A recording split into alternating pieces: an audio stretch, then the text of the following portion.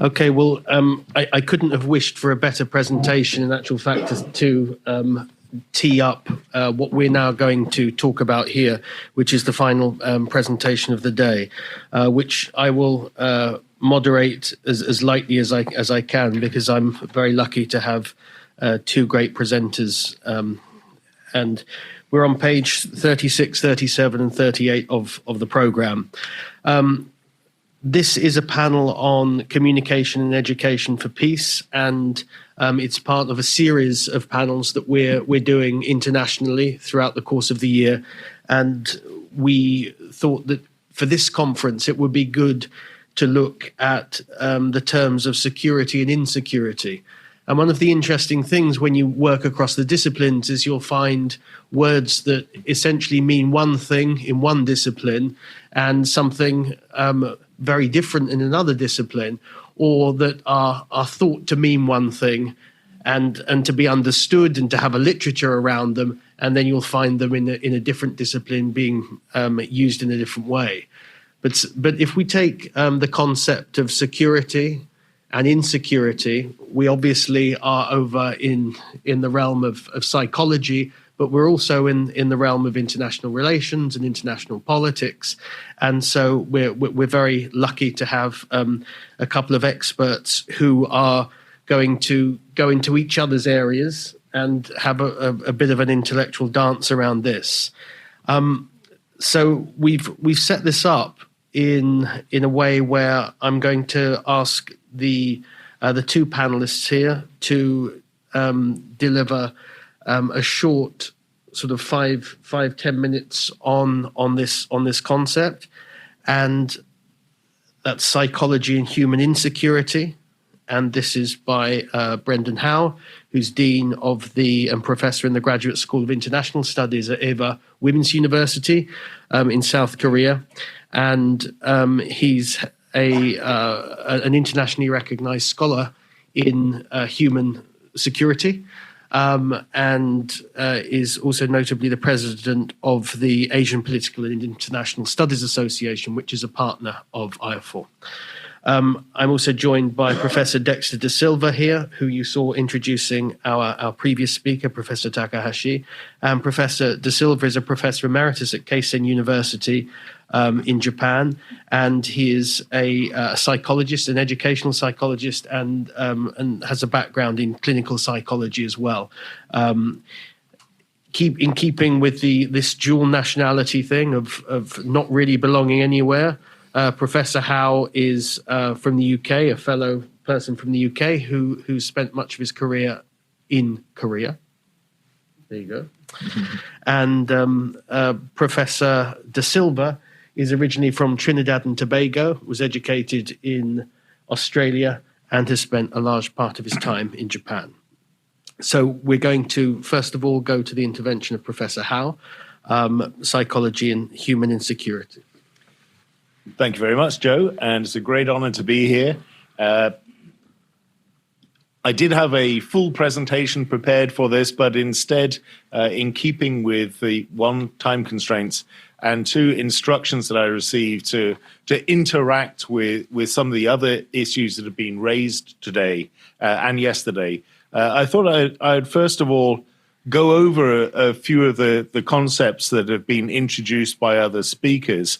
Of course, a lot of these concepts do interact with my own work. I'm currently teaching global governance and human security in one course, and international human rights in another course. Several of our presenters have presented on AI, and that's very important in terms of the ethics of killer robots, where you look at the autonomy of weapon systems. But in particular, I thought I'd pick up on a few things that, first of all, our keynote speaker yesterday, Kevin Kester, talked about, the generation of fear, threat, extreme nationalism, which, of course, all pose danger to human security. How do these things get generated?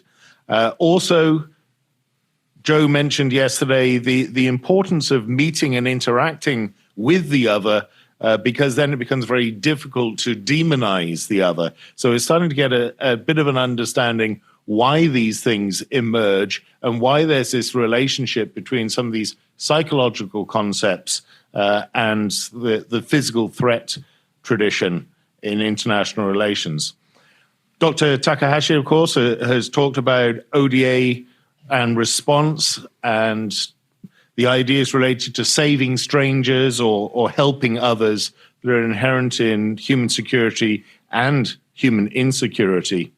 And also we had, I can't read my own writing here, Professor Park talked about the importance of perception of the aged other, that we can distance ourselves from other generations. In Korea in particular, it's got very common to talk about generational conflict.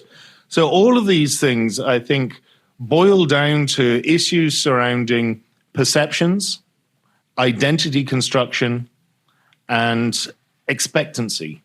When it comes to development, of course, one of the conferences represented here is development and education.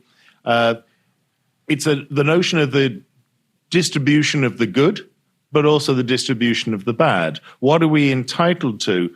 And the more we think we're entitled to, and the less we get, the more frustrated we become, and so you get frustration, aggression.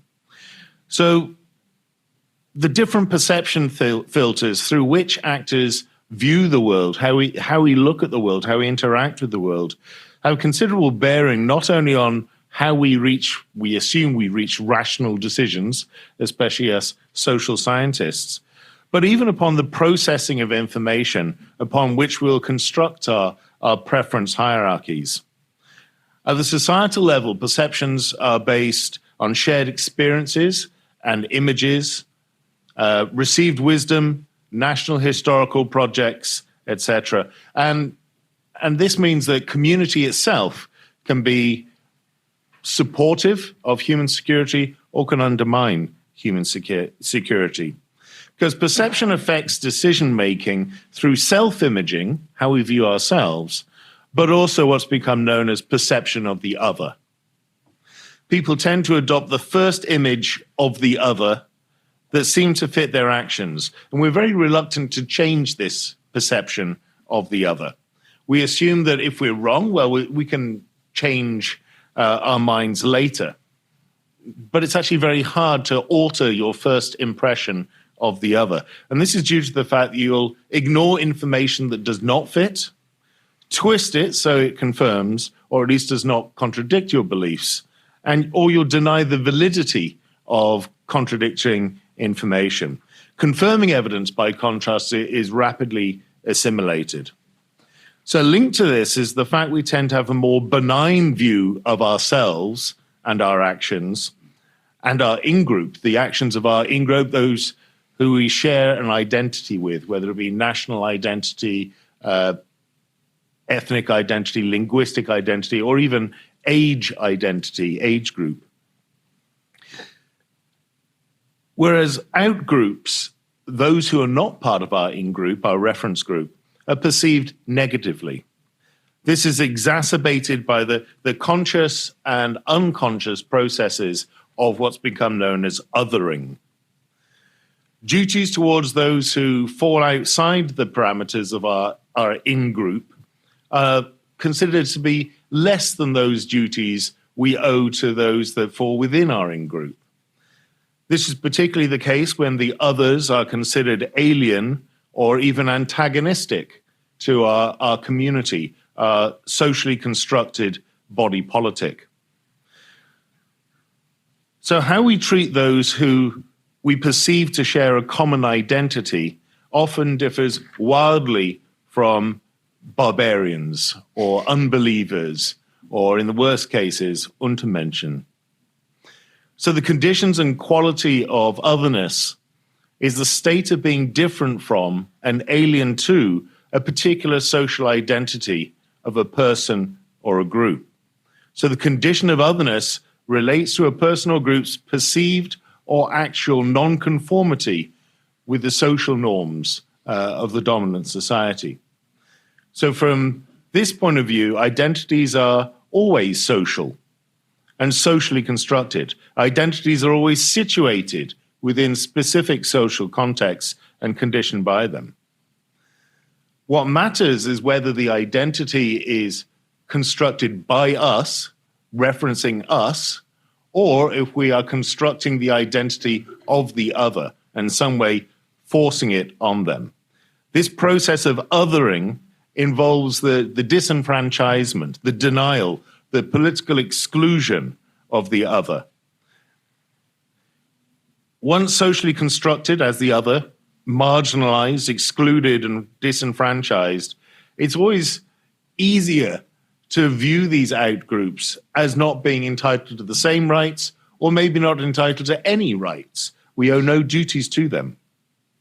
So the problem of othering has been identified as the most important governance challenge of the 21st century, and certainly one of the gravest sources of conflict. Othering is a term that not only encompasses the many expressions of prejudice which are socially constructed and based on group identities, but also propagates group-based inequality and marginality. So it's gained wide currency. We see the systematic exclusion of the other in lots of different contexts, in domestic governance and international governance. We see it in racist representations and policies revealed through analysis by scholars of post-colonialism, Orientalism, and the subaltern narrative. The practical considerations of this phenomena, therefore, are that we're more likely to perceive those as not belonging to the group as hostile. And this fear of the other, the hostility of the other, generates a violent response. At the international level, these processes undermine international cooperation and perhaps dealing a fatal blow to human security-related multilateral security regimes such as climate change, disaster relief, humanitarian intervention, food security, because we don't see the other as entitled to these things. They're not equally entitled to human security. Domestically, such trends have become apparent with the rise of illiberal populism, pose a direct threat to rights-based governance and the human security of refugees. So what can we do about it? Well, of course, I'm going to say education, very important. But again, as Kevin Kester pointed out yesterday, education itself can perpetuate and reignite conflict, especially if it's dominated by one particular group or narrative. Joe also pointed out yesterday that it's important to meet the other, to interact with the other, to socialize with the other. And I think this is key. First and foremost, most simply put, we need to try to look at the interaction, negotiation, or conflict from the perspective of the other. This doesn't mean that we agree with it, but it does mean that we should make every effort to understand their position or where they're coming from. We're trying to comprehend rather than to buy into their reasoning by placing ourselves in their shoes or in their seat and thereby gaining an insight into their mindset. And this process can also be very beneficial to our own position because we can abandon inappropriate policies that are counterproductive because we gain this insight. So how do we gain insight into the minds of the other? Active listening. Ask questions. Ask them how they feel. Also, we need to look at our own thought processes. Again, we're hopefully all logical, rational, social scientific minds here. So any assumptions that we make, of course, we're going to base on evidence, including assumptions about the other. So the first thing we need to do is look at any non-conforming data. Is there any information that does not support our assumptions about the other, especially negative assumptions about the other? Secondly, are there alternative assumptions that are equally well supported or maybe even better supported by the available data than the assumptions we initially jumped to? And John Burton, a famous Australian diplomat and scholar of international relations, proposed problem-solving workshops where you get representatives of all the conflictual groups together in a room, preferably secretly in an academic conference or something, where each side has to explain to the other side's satisfaction, what the other's position is. So again, you're not buying into that position, but you're able to explain to them, to their satisfaction, where they're coming from. And this, I think, is the important thing, the importance of communication, of demystifying the other, because it's this mystification that breeds fear, and fear breeds antagonism. So I think I'll stop there. Thank you very much, Brendan. We're going to try and engage as much of you as possible. So I'm just going to move straight on to Professor De Silva's corollary presentation, and then we're going to take Q&A together. Okay. And in an effort to make that happen, I have not prepared a full paper, and I think what might be best or might work best is if I kind of try to follow on from Brendan's really solid talk there, picking up on his keywords of othering or what can you do to, his face-to-face or personal diplomacy. That will be what I will try to do in about 5 minutes. But what's written, the abstract and the title that I wrote was kind of meant to be provocative. Like Joe said, we want to have a lot of kind of discussion and interaction. And so this idea of questioning psychologists here or other people in other areas who maybe from outside say, well, this is a psychological crisis. So that the question is psychology in crisis? And this morning I thought, maybe I should look for a psychological definition of crisis. And I found this on the APA website. A state of affairs marked by instability and the possibility of impending change for the worse. So there's this idea, yes, we have for the last decades maybe been in a situation of lots of change, but the word crisis is coming up more often. And so I think there's the idea of it's negative change, or a fear of negative change. And then at the same time, I started kind of continuing looking for on the internet psychology crisis, those two keywords, and the thing that came up most was replication crisis. So this is within psychology, the idea that psychological studies often can't be replicated for whatever reasons. And I think as different areas of psychologists, they might not agree with me, but I think it's a call to question the research methods.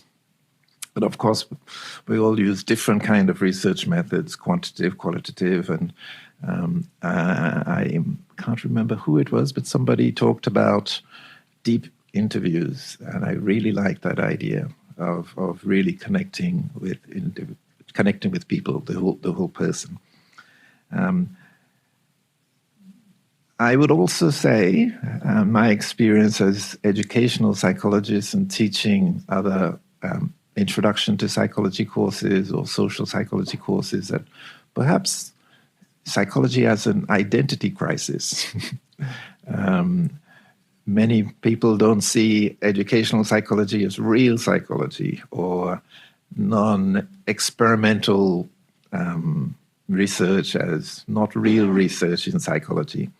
But that's an issue, I think, within psychology.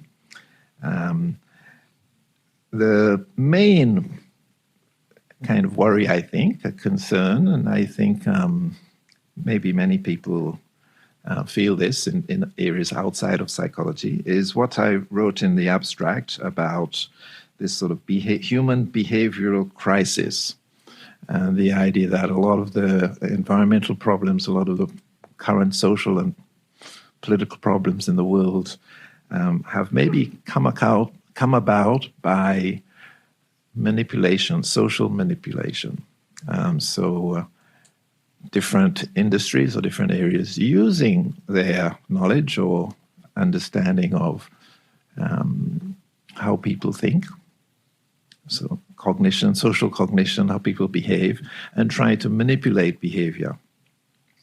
And so the connection, I think, here with Brendan's talk, I'd like to talk about a little bit about social cognition as a main part of social psychology. The idea of othering happens, I think, because of this. Social psychology is often seen as being defined as three kind of levels of social thinking, social cognition, social influences, and social relations. And that seems to be, the factors happening when we start othering each other or being othered.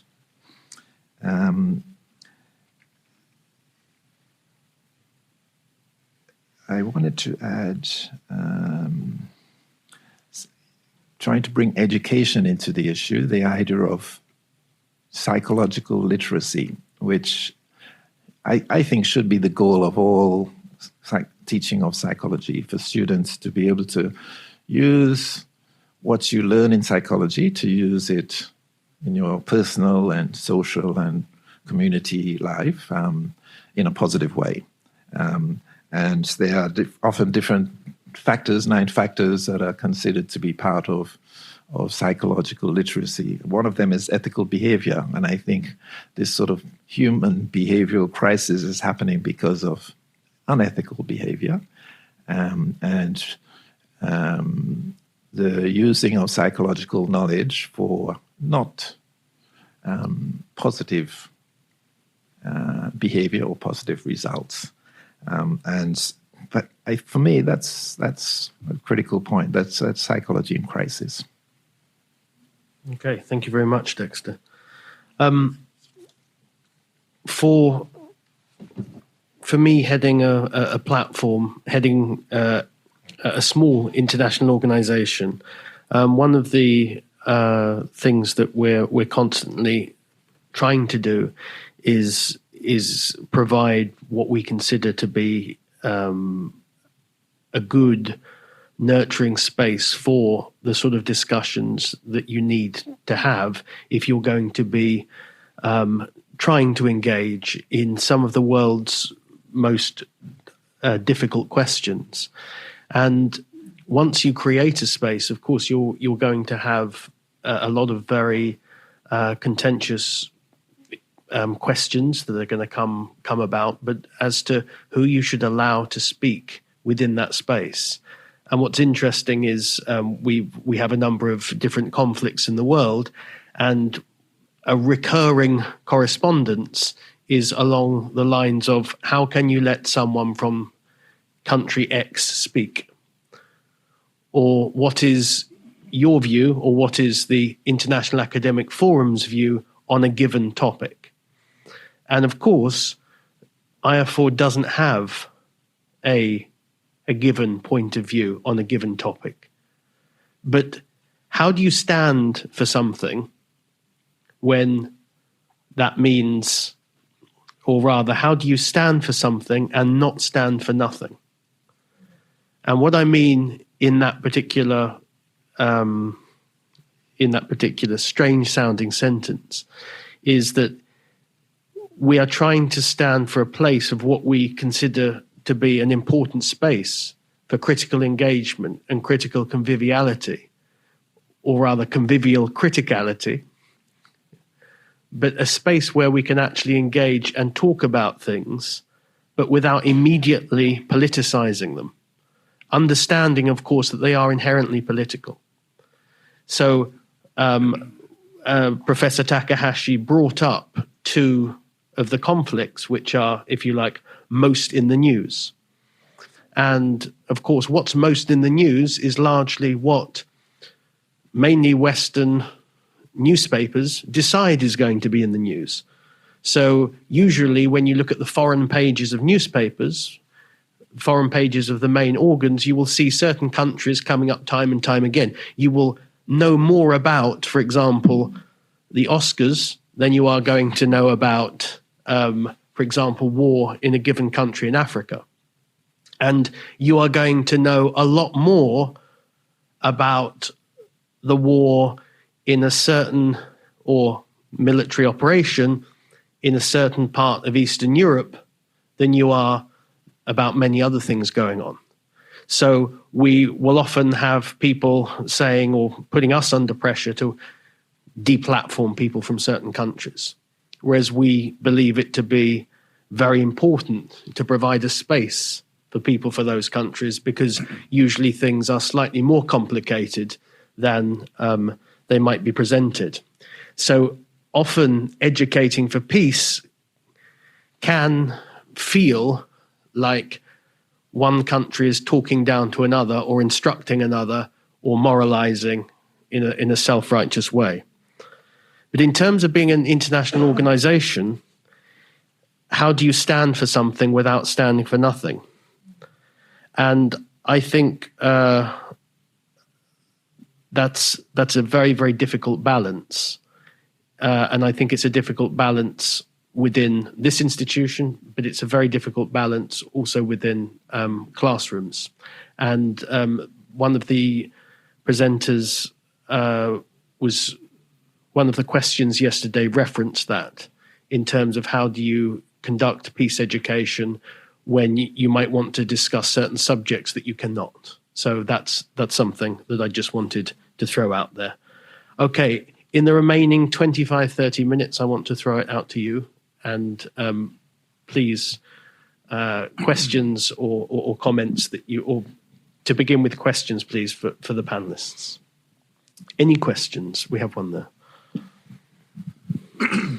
Thank you. So I have a bit of a comment which will then lead on to the subsequent question.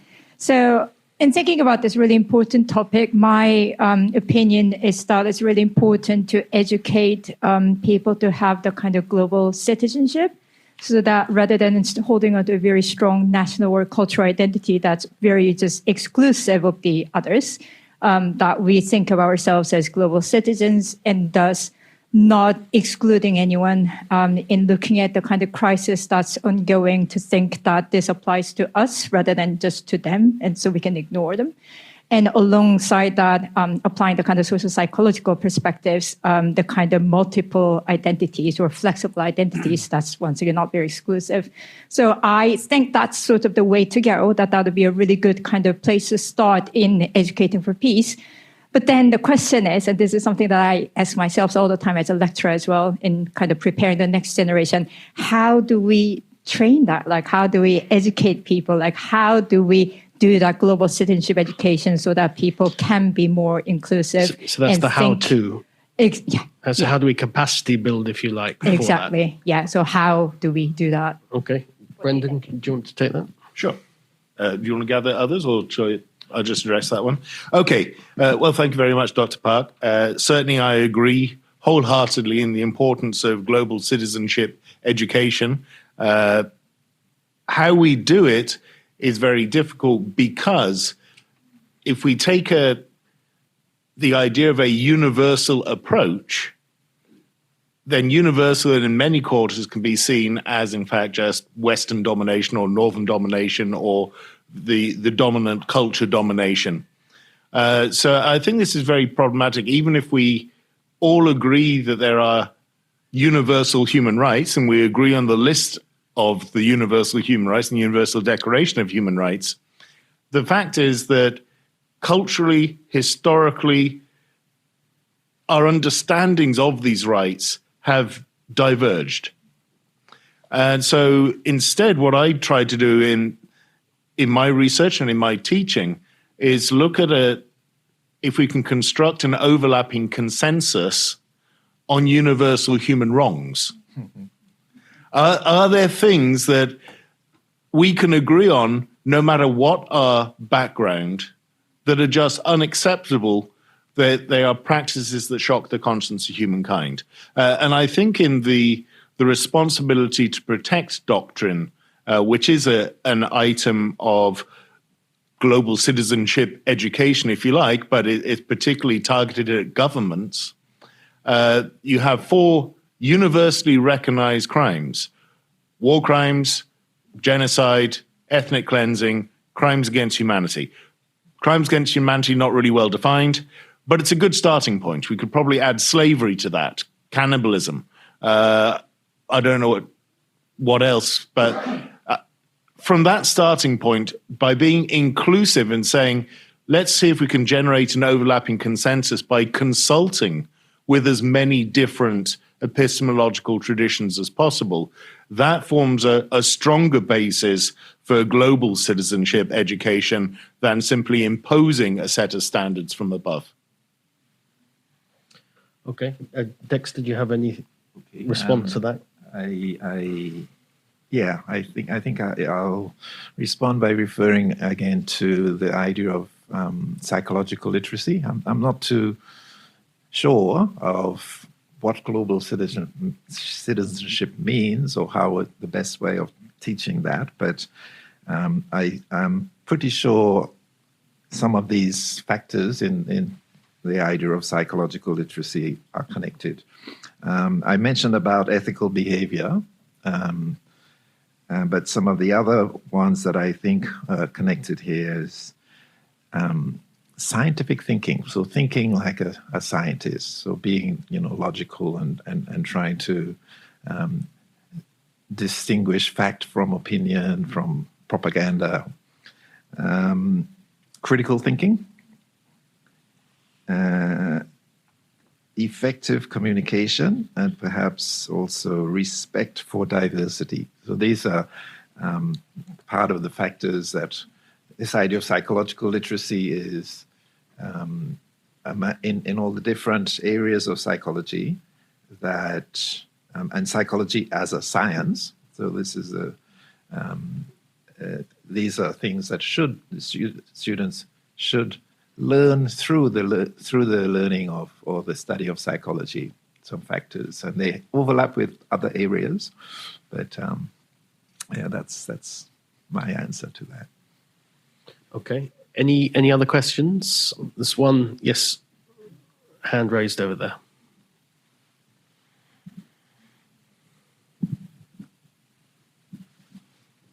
Konnichiwa. My name's Catherine. I have a comment first and then a question.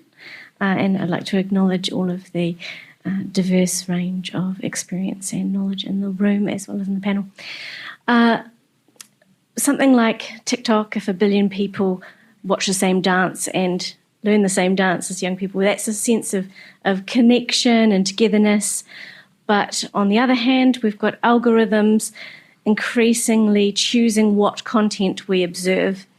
And as educators, as psychologists, as politicians, as humans, can we effectively compete against AI-generated, algorithm-generated directions to create otherness from increasingly polarizing us? Okay, I think that's a really, really good question. I conducted an interview in the conference that we had in Hawaii, which is online, with Kaleva Correa. He may or may not be here, but he's a guy with a bright yellow Hawaiian shirt, so you can't miss him. He's a Pacific Island curator with the Smithsonian, and he was talking about curation and AI. So he was talking about how useful AI is in certain aspects of curation, but in terms of asking the questions, you have to be a prompt engineer in terms of the questions you're asking. And one of the things, of course, that we have is who controls the questions or who asks the questions, who are the prompt engineers, and what is the AI trawling through. And I think that's one of the questions that I think we could certainly put to Keith Miller. In terms of, so for example, with Google, we know that it's about 10% of all texts that Google decides these are the texts that you should be reading or that you should be looking through. And we know that, in academic land, that something that's widely quoted is going to be widely quoted because it's widely quoted, and so therefore it will be widely quoted. You will frequently get people who come up and ask, like, how can I get onto this publishing sort of like slipstream and get up there into the stars? And it's certainly one of the problems of sort of how do you go viral and how do the good ideas go viral? So it's an interesting setup, an interesting question. So I do not have an answer. I don't know enough about TikTok or enough about AI. But I see it as a problem. I see it as useful or interesting to make connections or to have fun with socially. But I see it as a problem, and I think this is part of a wider question about the impact of the communication and information technology revolution generally. And it is a two-edged sword. On the one hand, you have the democratization of information, which is incredibly important for keeping governments honest, or at least trying to, for uncovering gross violations of human rights. The fact it's very difficult to cover up gross violations of human rights when everyone has a smartphone. So that's the positive side. The negative side, of course, is, as you mentioned, that it can contribute to othering. Certainly we saw that with the treatment of the Rohingya in Myanmar, that a genocidal campaign was launched on Facebook with manipulation of images on Facebook, trying to demonstrate that the Rohingya were waging a genocidal campaign against the Buddhists in Rakhine State. So, yes, it is a problem. What can we do about it? How do we regulate the information? The genie's already out of the bottle. So I don't have a good answer for you, but I appreciate your concerns, and maybe I can just add to them. Interesting question. Any other questions?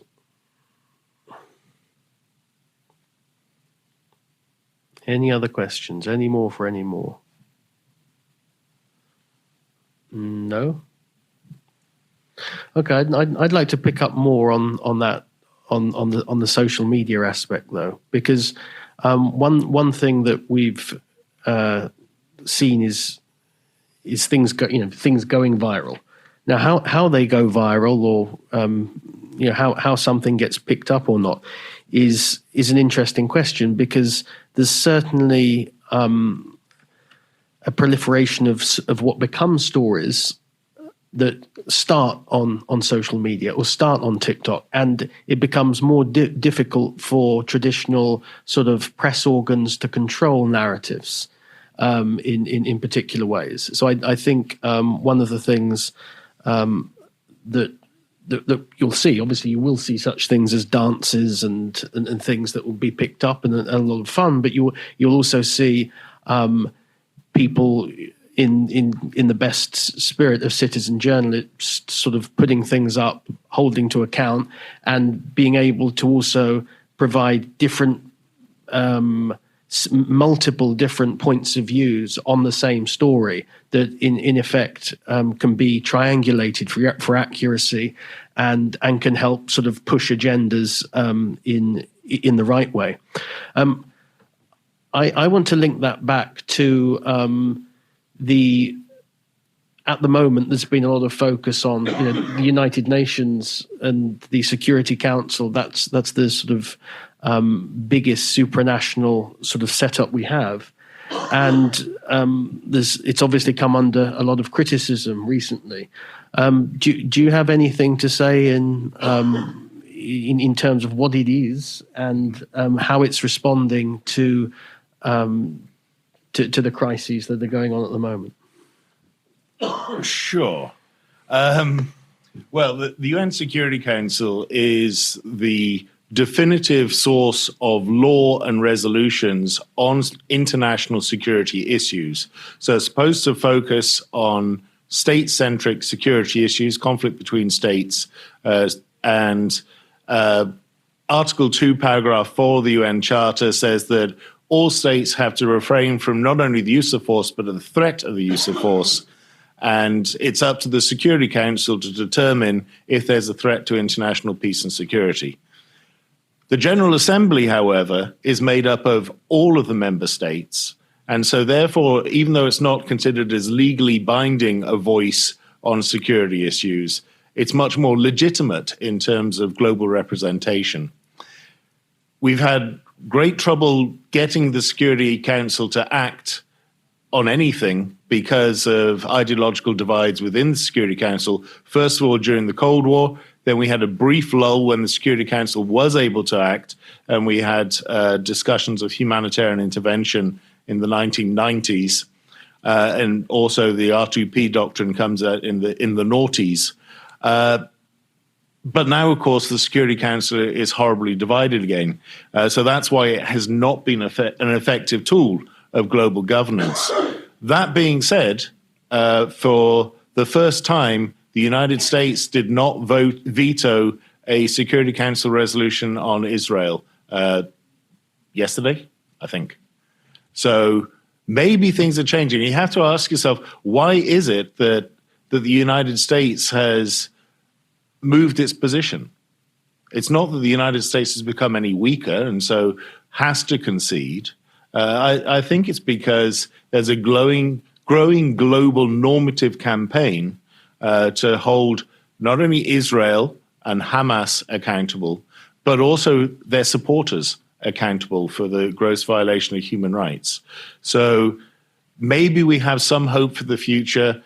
Security Council reform, though, in terms of either removing the veto from the 5 great powers or expanding the number. I mean, Japan was part of a push to expand the Security Council permanent members to include the G4, which is Japan, Germany, Brazil, India.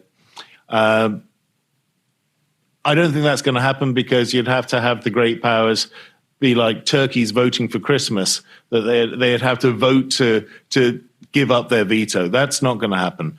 But we can apply normative moral pressure, even on the strongest states in the Security Council, to make it a more effective body. Any questions, comments? Okay, in that case, I'll go to Dexter if you have any reflections before we then close.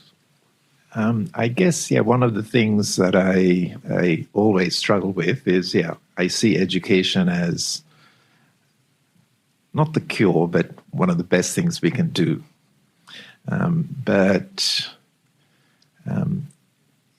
How effective? And maybe the type of education or the process of education is the key, not what is taught and maybe the way of teaching that has happened so far. And so I see the sort of AI as possibly helping to change the effectiveness, the process, not just in terms of spreading education or making our education more accessible, but as the way of learning, more individual, more perhaps more critical thinking on the part of the learner. But that's my positive take on this. I've always, as an educational psychologist, I'm always positive, but results are always kind of disappointing. And especially in terms of things like in social psychology, we've taught a lot about othering and prejudice and not helping. And has it had an effect? I'm not so sure. But I'm positive that AI can play a part in more positive education. Brendan, any closing thoughts? Just on the role of education, again, I think, as Dexter said, it's very important we focus on the method of delivery of education, even more important than the content, because through the methods of delivery, education can be manipulated as a force for the good or for the bad. So we mustn't view education as a panacea for all evils, because it's not. It can contribute to them if it's mishandled. So it's vital that we have a greater understanding of the delivery systems of education. Okay, thank you both. I think what we're trying to do here is as much throw out or create a sort of provocation that hopefully you can sort of ponder and roll over in your minds in terms of how to be sort of a positive, moral, global actor. Whether that is a part of being a global citizen, I don't know, whatever that heuristic is. I do think it's an important one to have. And when we're playing with these concepts, as we do with academics, I always believe it's a lot easier to understand something in its opposition. So such terms as freedom or peace are often, again, and rights are often a lot better understood in their opposite. We're very lucky in this country and in this forum to be able to operate freely and to be able to exchange ideas freely. And I look forward to what's a great conference. And I hope you engage with this forum, whether on site or online, over the next year, if you're members, and if you're not members, of course, please do sign up. And I look forward to a great conference. Thank you very, very much and for participating. Thank you, Brendan, and thank you, Dexter.